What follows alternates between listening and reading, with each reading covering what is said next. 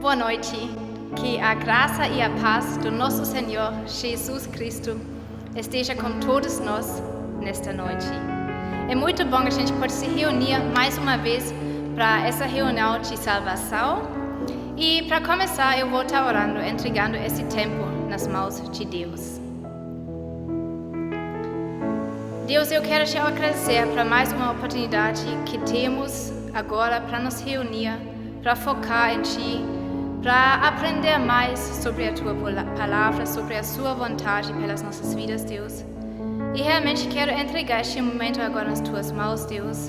Visita cada casa de cada pessoa que está assistindo esse vídeo agora, Deus. Que realmente podemos ter ouvidos que ouvem o que o Senhor quer comunicar conosco essa noite, Deus. E que podemos fazer a Sua vontade nas nossas vidas, Deus. Nós precisamos de Ti, dependemos totalmente de Ti, Deus, e do Seu Espírito Santo trabalhando em e através de nós, Deus. Obrigada que o Senhor está sempre conosco. Em nome de Jesus eu oro. Amém. Amém.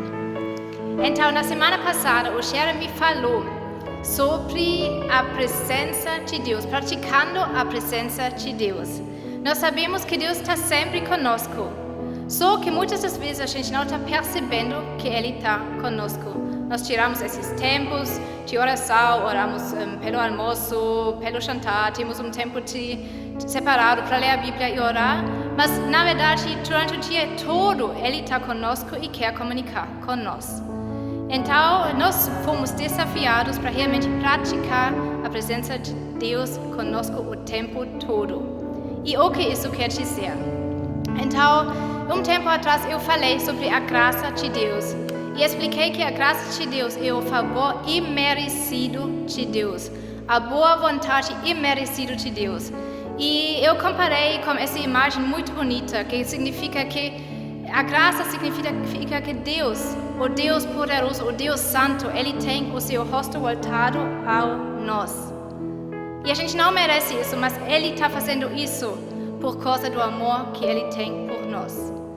Então, quando eu estava pensando em nós praticando a presença de Deus, eu estava pensando assim, nessa imagem, que a gente tem o nosso rosto voltado a Ele, como os nossos olhos fitos a Jesus e os nossos ouvidos prontos para ouvir a vontade e a voz dele o tempo todo, enquanto a gente está andando pelo nosso dia. E na segunda-feira eu resolvi para praticar isso um pouco mais com foco realmente praticar a presença de Deus comigo. E foi muito bom. Na segunda-feira, em nossa casa, normalmente ela fica um pouco mais bagunçada, porque o fim de semana normalmente é muito corrida, tem muitas coisas para fazer, tem que gravar esses vídeos e é mais corrida. Aí na segunda-feira não é muito legal. Mas aí eu tive essa ideia, a gente não queria gastar o dia inteiro para arrumar a casa, mas tínhamos que separar um tempinho para realmente superar essa bagunça. Então eu pensei, aí vamos colocar 35 minutos, e nesses 35 minutos todos nós, as crianças, o Jeremy e eu, vamos nos focar nessa tarefa de vencer essa bagunça. E se a gente consegue, todo mundo, sem brigar, às vezes as crianças têm briguinhas, quem tem que arrumar qual coisa, porque foi você que colocou aqui, eu não preciso arrumar a sua bagunça. Então a gente resolveu, se todo mundo consegue, nesses 35 minutos, ficar focado na tarefa e a gente realmente arruma a bagunça, sem problemas, vamos todos ganhar um açaí, vamos ir e tomar um açaí. E enquanto a gente estava arrumando essa casa, estava essa atmosfera muito legal, porque todo mundo estava focado na tarefa, não importava quem fez a bagunça, todo mundo estava ajudando para realmente combater essa bagunça, com os olhos fitos no nosso alvo, que depois vamos ganhar esse açaí. E enquanto a gente estava arrumando, Deus começou a falar comigo, e porque eu estava tentando mesmo no meio de tudo isso, ficar ligado a Ele.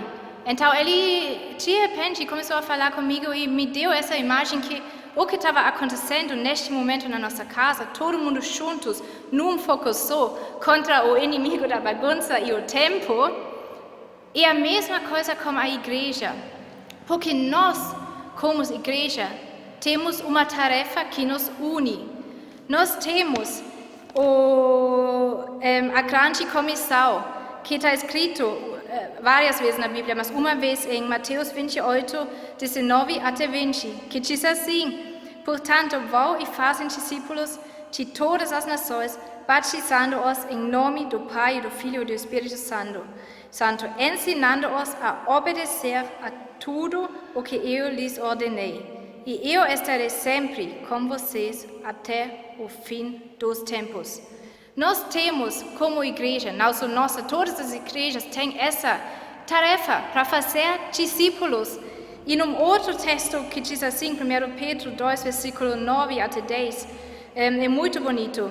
Fala assim: mas vocês são a raça escolhida, os sacerdotes do rei, a nação completamente dedicada a Deus, o povo que pertence a Ele. Vocês foram escolhidos para anunciar os atos poderosos de Deus, que os chamou da escuridão para a sua maravilhosa luz. Antes vocês não eram o povo de Deus, mas agora são o seu povo. Antes não conheciam a misericórdia de Deus, mas agora já receberam a sua misericórdia. Queridos amigos, lembrem que vocês são estrangeiros de passagem por este mundo. Então, nós temos essa tarefa que foi dado a nós para anunciar, para proclamar os atos poderosos que Deus tem feito nas nossas vidas. Ele nos tirou da escuridão e colocou na sua luz. Ele transformou as nossas vidas, Ele nos perdoou, Ele nos salvou. Ele nos deu essa esperança para essa vida e para a vida que é para vir. E nós, como igreja, todos nós somos chamados para compartilhar essas boas novas. Essa é a nossa tarefa que nos une. Com palavras, com atos, a gente está chamado para compartilhar essas boas novas. Então, nós, como igreja, podemos e precisamos e devemos nos ajudar em conseguir isso, apoiar uma outra, incentivar uma outra, encorajar uma outra, para realmente a gente pode espalhar as boas novas. Todos nós temos pessoas no nosso redor que a gente vê todos os dias, nas nossas famílias, no supermercado, no trabalho, nas escolas, pessoas que não conhecem a Jesus. E nós fomos dados essas boas novas que a gente precisa compartilhar para as pessoas. E é muito legal porque nós somos nisso juntos. No grupo do WhatsApp a gente tem muito visto essa imagem de juntos em oração, cadê outro? Juntos somos mais fortes. E isso é verdade, juntos nós somos mais fortes. Voltando nesse exemplo da nossa família, nós arrumando juntos. Por exemplo, aí as crianças gostam muito de brincar com as cadeiras, tirar fora do lugar. Mas a Lúcia ela é muito pequena para carregar essa cadeira pesada. Aí vem eu ou o Jeremy e põe de volta para o lugar, porque a gente está nesse negócio de arrumar juntos. Só que cada um tem habilidades diferentes, mas isso não importa. Cada um usa para o melhor as suas habilidades dado a vocês. Então é a mesma coisa com a igreja. Deus nos deu, cada um de nós, dons diferentes.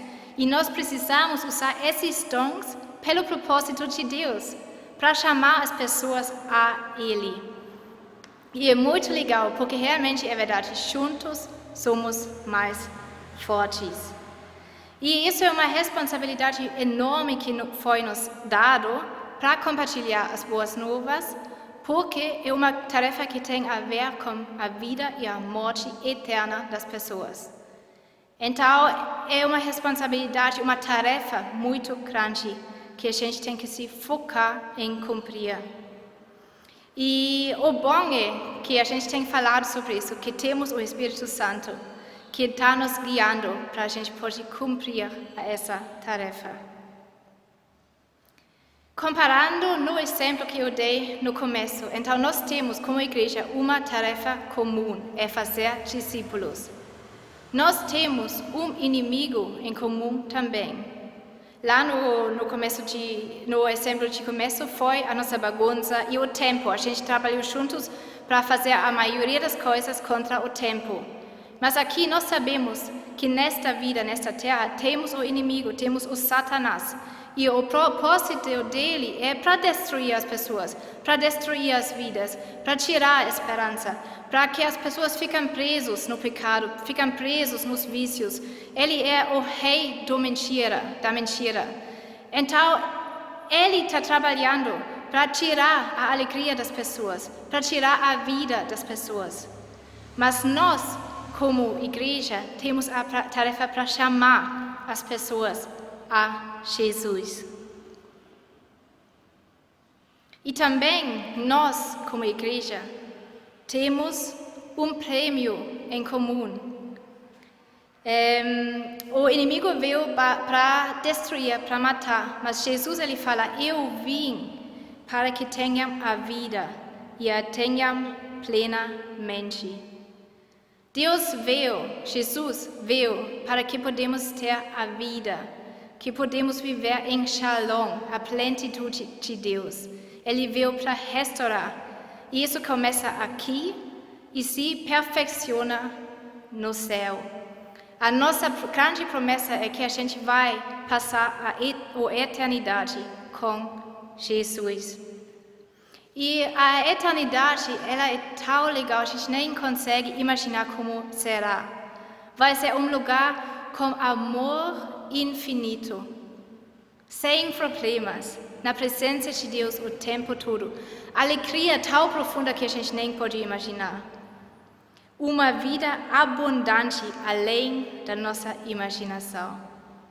Essa é a nossa prêmio. Essa vida aqui na Terra é passageira. E nós trabalhamos para chegar lá no céu, juntos com Deus. E a palavra fala, 1 Pedro 1, 3 até 5. Bendito seja o Deus e Pai de nosso Senhor Jesus Cristo. Conforme a sua grande misericórdia, Ele nos regenerou para uma esperança viva, por meio da ressurreição de Jesus dentre dos mortos, para uma herança que jamais poderá perecer, macular-se ou perder o seu valor. Herança guardada nos céus para vocês, que mediante a fé são protegidos pelo poder de Deus até chegar à salvação, prestes a ser revelado no último tempo. Nós temos essa promessa para essa herança que está guardada para nós nos céus. E isso é uma promessa tão bonita, tão poderosa. E a gente está passando essa vida trabalhando para que a gente chegue lá no céu. E aqui fala, na Mateus 6, 19 até 21, que é muito importante, que a gente não acumule para vocês tesouros na terra, onde a traça e a ferrugem destroem, e onde os ladrões arrombam e furtam. Mas acumulem para vocês tesouros no céu, onde a traça e a ferrugem não destroem, e onde os ladrões não arrombam nem furtam. Pois onde estiver o seu tesouro, aí também estará o seu coração. Então nós fomos chamados para viver com esse foco na eternidade, para não juntar tesouros aqui nessa terra, que não tem valor eterno, mas juntar tesouros que têm valor para a eternidade. Estou chegando no final. Vamos voltar no começo, na história, quando Jesus começou a falar comigo. Enquanto nós, a nossa família, estava focada na tarefa, limpando a casa, com os olhos fitos no alvo, que a gente dizia, a gente consegue, ganhamos esse açaí. Trabalhando contra o inimigo, a bagunça e o tempo. Não importava as diferenças. Não importava se sua bagunça, a minha bagunça, mas a gente juntou todas as nossas forças para conseguir a tarefa e combater o nosso inimigo. alvo comum e inimigo comum unem as pessoas. E nós, como igreja, temos inimigo comum, é o Satanás, que quer destruir vidas. Mas nós também temos alvo comum, que é o céu. E queremos levar a maior possibilidade de pessoas juntos conosco para Deus, para eles poderem ser salvos. Então eu acho que isso que Paulo tinha em mente quando ele escreveu para os filipenses e diz assim: completem a minha alegria tendo o mesmo modo de pensar, o mesmo amor, só espírito e uma só atitude. Para que a igreja tenha o mesmo foco. Não todo mundo precisa concordar com todas as coisas, mas eles têm esse foco para que realmente importa. E eu acho tão triste quando igrejas perdem esse foco e começam a se só virar através de si mesmo. E vou te dar um exemplo. Por exemplo, a igreja dos meus pais, eles tinham uma briga muito feia porque algumas pessoas queriam mudar algumas coisas dentro da igreja, mudar a direção das cadeiras. Então eles queriam pôr o palco que estava em frente no outro lado e virar todas as cadeiras. E tinha motivos muito razoáveis para fazer isso. Mas aí muitas pessoas ficaram com muita raiva porque como pode mudar uma coisa assim. Aí tive essa briga muito feia dentro da igreja para uma coisa que não tem valor eterno. Então eu acho, como igreja, é tão importante que a gente nunca perde o foco daquilo que é importante.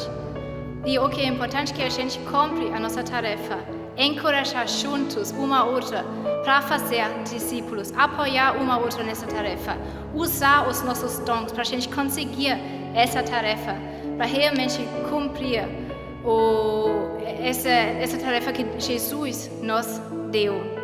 Porque nós temos inimigo em comum e nós temos que lutar contra ele. E nós sabemos que somos vencedores através da vitória de Jesus lá na cruz.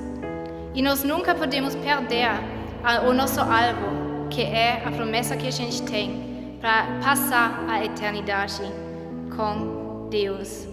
E nós não queremos perder tempo acumulando tesouros no lugar errado, mas onde realmente vale, no céu, com coisas que têm valor eterno. Então, isso é a minha palavra para hoje. Vou orar para terminar. Deus, obrigada que a gente tem a igreja, Deus. Que nós temos uma outra, que cada de nós tem dons diferentes, mas aí a gente completar uma outra e pode ajudar em cumprir essa tarefa que a gente tem de fazer discípulos, Deus. Ajuda-nos para realmente ser pessoas que encorajam, apoiam uma outra, Deus. Para a gente pode realmente conseguir de fazer aquilo que você nos chamou, que você nos confiou a fazer, Deus. Abre os nossos olhos e nossos ouvidos cada vez para ouvir a sua vontade, a voz do Espírito Santo falando conosco, nos direcionando para que a gente pode conseguir, Deus. E obrigada para essa promessa tão bonita, para essa esperança que a gente tem, para dia estaremos juntos com você no céu, lugar que nem dá para imaginar qual legal vai ser, Deus. Obrigada por seu amor tão grande por nós, Deus. Obrigada que você nos tirou da escuridão e agora a gente pode andar na luz. Nós amamos você. Em nome de Jesus eu oro. Amém.